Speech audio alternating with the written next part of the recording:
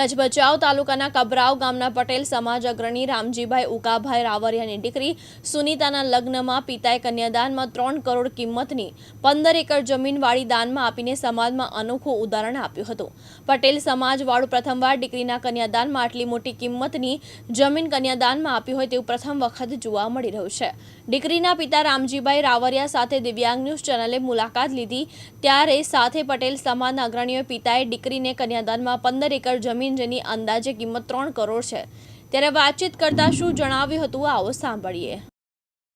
નમસ્કાર દર્શક મિત્રો, આજે ખાસ કરીને એવી વાત કરવી છે કે દીકરીના લગ્ન પ્રસંગની। તો આજે એક દીકરીના લગ્ન પ્રસંગ હતા।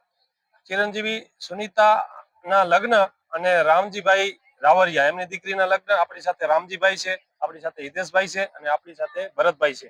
પટેલ પરિવાર રાવરિયા પરિવાર દ્વારા આ લગ્ન જે એમને પહેલ કરી છે, એક જે ખાસ કરીને વાડી આપી છે વાડી દાનમાં, તો એ વિશે પણ એક નવી પહેલ કહેવાય। સમાજમાં દીકરીઓને દાન આપતા હોય પણ એક વાડી આપીને એક નવી પહેલ કરી છે। એના વિશે આજે આપણી સાથે હિતેશભાઈ છે। હિતેશભાઈને પૂછું કે ભાઈ આ લગ્નમાં આપ અન્ય સમાજને લઈને આ શું વાત કરવા માંગો છો?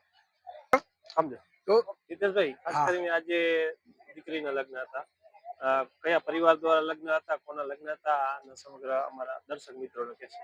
ઓકે ઓકે તો આ અમારા વાગડમાં ખાસ કરીને લેવા પાટીદાર સમાજમાં રાવરિયા પરિવારની અંદર રામજીભાઈ ઉકાભાઈ રાવરિયા એના સુપુત્રી સુમિતાના લગ્ન હતા અને આ એક આખા સમાજની અંદર દુધઈથી લઈ અને આપણું ગામ કયું રાપર વિત્રાળા સુધીના ગામની અંદર પહેલો એવો દાખલો છે કે દીકરીનું કન્યાદાન તો કરતા હોય પણ કન્યાદાનની સાથે સાથે એક આ પહેલ કરી કે 15 એકર જમીન પણ કન્યાદાનની સાથે સાથે દીકરીને દાનમાં દીધી।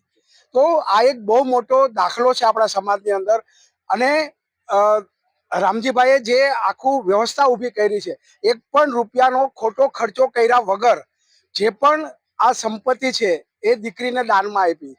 આપણે અત્યારે જોઈએ છીએ કે બહાર ધુમાડા થાય છે, ખોટા ખોટા બેન્ડ વાજા દેખાડા કરવાના, ખોટા ખોટા શણગાર કરવાના, આ બધાને છોડીને સાદાઈથી વ્યવસ્થિત રીતે લગ્ન કરી અને એની ઉપર 15 એકર જેવી જમીન દીકરીને દાનમાં આપી। તો ખરેખર આપણા સમાજ માટે એક ધડો લેવા જેવી, એક સમજવા જેવી અને સમાજે આગળ આનો ઉપયોગ કરી અને આ જે પદ્ધતિ અને જે રીતના વાત રજૂ કરેલી છે અને રામજીભાઈએ જે દાખલો બેસાડ્યો છે એ આપણે ભવિષ્યમાં બીજા લોકો આનું અનુકરણ કરે અને આ રીતના આપણી દીકરીને બીજું બધું તો ઘણું બધું દેતા હોય કરિયાવરમાં, પણ એક સાચી મૂડી કહેવાય આવી એક ધરતી માતા એ જે દાનમાં આપવાની વાત છે ખરેખર બહુ ઉમદા કાર્ય છે અને રામજીભાઈને ખરેખર બિરદાવવા જોઈએ કે અમારા આખા પટેલ સમાજની અંદર પહેલ કરી અને દીકરીને આવી મતબાર રકમવાળી બહુ કિંમતી દાનમાં આ ધરતી માતા આપી છે। ખાસ કરીને જે જમીન આપી એ પણ વાડી છે, એમ ચાલુ વાડી છે? હા, ચાલુ વાડી છે। રામજીભાઈ બાજુમાં જ રહે છે, એની પાછળની વાડી। આ વાડી એવી છે કે આની કિંમત ન થઈ શકે, અહીંયા કોઈ વેચવા વાળા છે નહીં, આવી જગ્યા દીકરીને દાનમાં આપી છે। આપણે સોના બધું બીજા ઘરેણા અને અલંકારો બધા લેતા હોય, પૈસા બધા આડાવડા થઈ જતા હોય, એને બદલે આ રિયલ એસ્ટેટ કહેવાય કે ખરેખર જે વસ્તુ છે એ દીકરીને દાનમાં આપી છે। તો ખરેખર અમારા સમાજમાં ખાસ કરીને અમારા લેવા પટેલ સમાજ આ વાગડની અંદર આ પહેલો દાખલો છે। મને તો એવું લાગે છે કે આવું બીજું કંઈ મેં જોયું પણ નથી।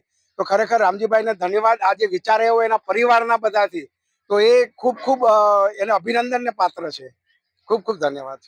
મિત્રો, આ હતા હિતેશભાઈ અને આપણી સાથે ભરતભાઈ છે। ભરતભાઈ, શું કહેશો આ લગ્ન વિશે?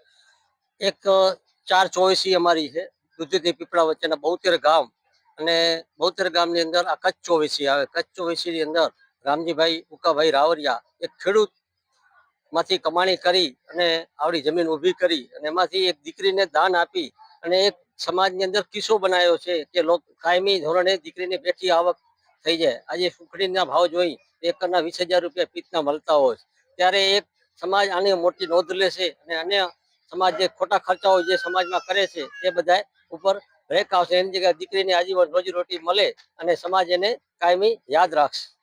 તો મિત્રો, હતા ભરતભાઈ અને હિતેશભાઈ, આપણી સાથે રામજીભાઈ પણ છે અને ખાસ કરીને હું એટલું કહેવા માંગીશ કે દિવ્યાંગ ન્યૂઝ તરફથી અમારા દર્શક મિત્રો તરફથી પણ ખૂબ ખૂબ ધન્યવાદ આપું છું કે દીકરી એક વાલનો દરિયો કહેવાય અને દીકરીને આવી સોનાની જમીન કહી શકાય એવી દાનમાં આપી 15 એકર જમીન.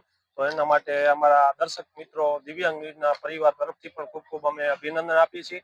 દીપક આહિર, ભચાઉ, કચ્છ. દીપક આહિર, દિવ્યાંગ ન્યૂઝ, ભચાઉ, કચ્છ.